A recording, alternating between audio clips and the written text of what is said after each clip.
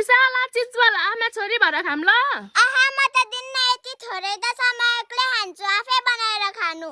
नदे तेरो म घरमा नै 5 मिनेटमा तेरो भन्दा मिठो चिजबल बनाएर खान्छु भनेर मैले फटाफट आलुलाई उसिनेर तासिदिए अनि एउटा चम्चीले त्यसलाई मज्जाले म्यास गरिसकेपछि मैले त्यसमाथिबाट 2 चम्चा जति कर्नफ्लोरलाई हालिदिए अनि धुले खोर्सानी प्याज ओरेगानो र थोरै नुन अनि चिज हालेर चाहिँ मैले त्यसलाई मज्जाले मुसेर त्यसको डोलाई रेडी गरे। डो चाहिँ रेडी भइसकेपछि मैले त्यसबाट थोरै पोर्सनलाई हातमा लिएर डल्लो डल्लो चिज बलको जस्तै सेप दिएर रेडी गरेको छु अनि सबै चिज बललाई चाहिँ रेडी गरिसकेपछि मैले एउटा थालमा राखिदिए। सबै चिज बलहरू चाहिँ रेडी बनाइसकेपछि मैले त्यसलाई तातो तातो तेलमा लगेर फ्राई हुनको लागि हालिदिन्छु हैन अनि यसलाई चाहिँ फर्काउँदै केही बेर पकाइसकेपछि हाम्रो क्रिस्पी वाला चिज बल चाहिँ बनेर रेडी भइसकेको छ अनि त्यसमाथिबाट मैले थोरै ओरेगानो चिली फ्लेक्स र चाट मसलालाई हालेर मज्जाले घोलिसकेपछि हाम्रो चिज बल चाहिँ खानको लागि रेडी भइसकेको छ। तपाईहरु पनि एकचोटी बनाएर खानु होला।